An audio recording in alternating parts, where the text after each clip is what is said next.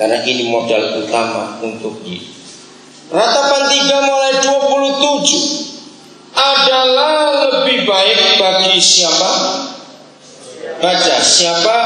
Seorang pria bagaimana memikul kuk, kapan? Pada masa mudanya. Lihat ayat. Kuk itu artinya tanggung jawab. Jadi dari muda kalian harus belajar bertanggung jawab. Youth explosion akan punya arti kalau dari kecil diajarkan bertanggung jawab.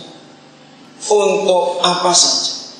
2 hari saya di asrama, saya ajari anak-anak itu hanya untuk buka dan tutup keran air dengan baik.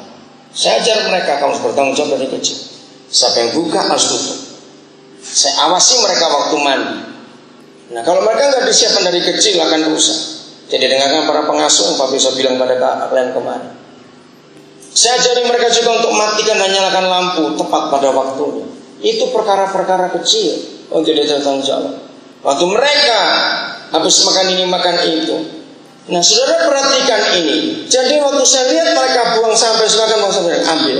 Kamu ambil sampah itu, letakkan di tempat. Karena kita harus mengajar mereka dari kecil. Begitu bangun saya periksa tempat tidur mereka. Rapikan tempat tidur ini. Kemarin siang panas. Lalu saya bilang jangan tidur di kasur, akan panas juga. Saya beri mereka semua tidur di lantai. Woi mereka senang-senang ramai di lantai semua tidur kemarin siang. Nah, saya tungguin mereka. Perkara-perkara kecil dan diajar bertanggung jawab. Selesai mereka bangun. Ada berapa yang tidak mengembalikan bantalnya, selimutnya, bilang ambil kembalikan. Diatur rapi lagi di tempat tidur.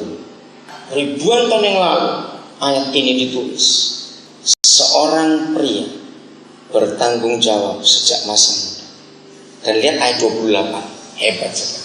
Biarlah ia bagaimana duduk sendirian dan berdiam diri kalau Yahweh membebankan.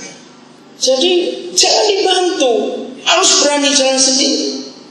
Tanggung jawab itu mutlak sekali kita miliki dalam hidup. Kalau tidak akan ada hal besar yang Tuhan percaya.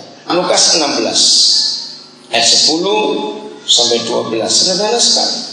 Lukas 16 ayat 10 sampai yang ke-12. Ini bicara tanggung jawab. Anak-anak muda harus ngerti juga hal ini. Ayat yang terkenal. Barang siapa bagaimana setia, ya Tuhan memberikan 2 kata kerja yang berbeda. Yang pertama adalah setia. Dalam perkara-perkara kecil, ia setia juga dalam perkara-perkara besar. Kalimat kedua dipakai, dan barang siapa tidak benar atau tidak jujur dalam perkara-perkara kecil, ia tidak benar atau tidak jujur juga dalam perkara-perkara besar. Ayo kita perhatikan ini. Youth explosion akan berarti karena anak-anak muda selalu dikenal sebagai generasi yang ceroboh, generasi yang semaubui, generasi yang liar, dan itu betul. Maka itu kalau firman ini mengatakan tanggung jawab dari perkara-perkara kecil. Bapa di surga tidak akan memberikan hal-hal besar dalam kehidupan kita kalau ke perkara-perkara kecil kita nggak pernah kerja. Ayo kita mikir ini. Setia dan tidak benar, ada 2 kata kerja dipakai. Mulai dari kecil, dari semua kita untuk bertanggung jawab. Sepatumu bersih atau kotor, itu menentukan. Saya sering pakai perkara kecil. Sisir rambutmu bersih atau kotor, sikat gigimu bagaimana bentuknya, itu mempengaruhi tanggung jawabmu. Jangan dianggap enteng. Kalau saudara anak-anak muda nggak pernah bisa membedakan mana pakaian bersih, mana pakaian kotor, ditumpuk jadi satu, goblokmu itu. Bagaimana Tuhan bisa mempercayakan hal besar untuk hidupmu? Antara pakaian kotor, pakaian bersih, saya nggak pernah tahu dicampur jadi satu. Serius ini saya berkata. Untuk apa saja? Nasihat yang di asrama. Begitu saya tiba pagi, saya lihat wastafel, tempat cuci tangan anak-anak. Ada 2 sabun cuma 1. Dan itu kebiasaan saya memeriksa apa saja. Langsung saya ambil pisau, saya potong sabun itu jadi 2, supaya dia bagi 2 di 2 tempat cuci tangan itu. Saya berkata kepada pengasuh, kenapa ini saya tidak mikir? Ayo kita belajar untuk hal-hal kecil, kita perhatikan dalam hidup ini. Karena ini perintah Tuhan. Ayat 11. Jadi, jikalau kamu tidak setia dalam hal mamon yang tidak jujur atau uang, mamon tidak jujur uang, siapakah yang akan mempercayakan kepadamu harta yang sesungguhnya? Tanggung jawab kedua adalah tanggung jawab keuangan. Saudara, bangsa kita hancur karena pemerintah kita nggak pernah bertanggung jawab untuk keuangan. Rusak sekali. Ini berapa hari ini saya mengikuti berita di Metro TV, mengerikan. Pada perhitungan akhir tahun ternyata semua departemen di Indonesia 100% jumlahnya tidak bisa mempertanggungjawabkan sisa keuangan yang ada dari anggaran tahun ini 100%. Padahal sisanya masih begitu banyak. Kalau digabung ada triliun, tidak tahu kemana. Waktu saya dengar berita itu ngeri sekali, hancur negara. Maka itu mengapa Indonesia beda dengan Malaysia? Negara kecil Malaysia, tapi kekayaannya luar biasa. Contoh, mengapa investor lebih senang ke Vietnam, ke Malaysia daripada ke Indonesia? Karena Indonesia nggak bisa mengelola keuangan dengan baik. Jadi ribuan tahun yang lalu surga sudah memberikan pelajaran tanggung jawab soal keuangan. Bagaimana dengan keuangan? Mengapa dalam hukum proyek pasti ada batasnya? Ada di Indonesia.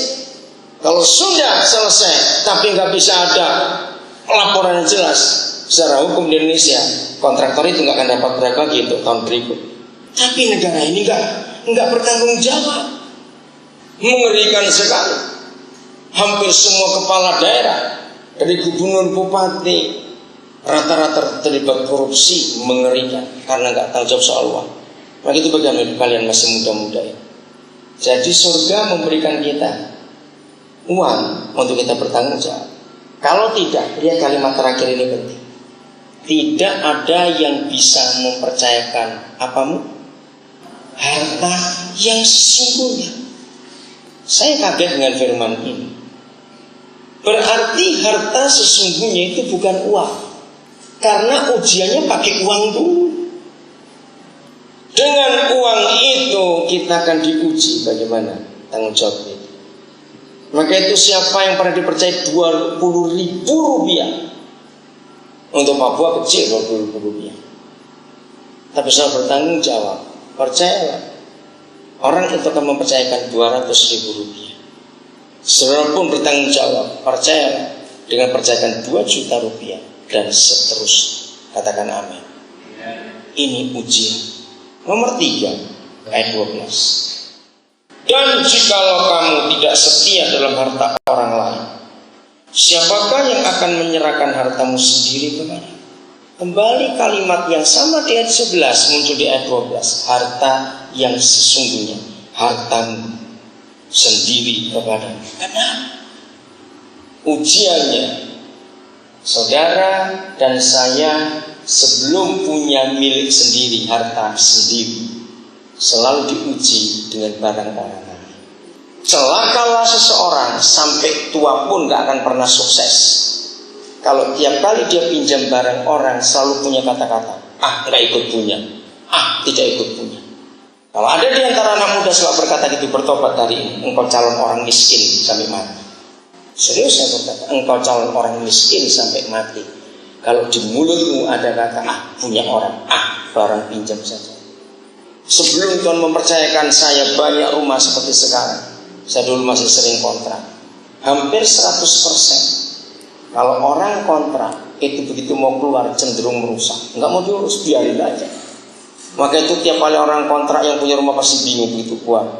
Lampu hilang semua, pintu jendela rusak semua. Saya tidak berkali-kali saya kontrak. Saya pulang, selesai saya kembalikan, bahkan bisa lebih baik daripada sebelum. Karena saya tahu ayat ini. Sebelum saya dipercaya harta saya sesungguhnya, saya akan dipercaya hartanya orang lain. Saya kelola baik. Mengapa pulpen dan sisir sering hilang? Jawab, apa jawabannya? Mengapa? Karena kita nggak bertanggung jawab. Orang punya saja.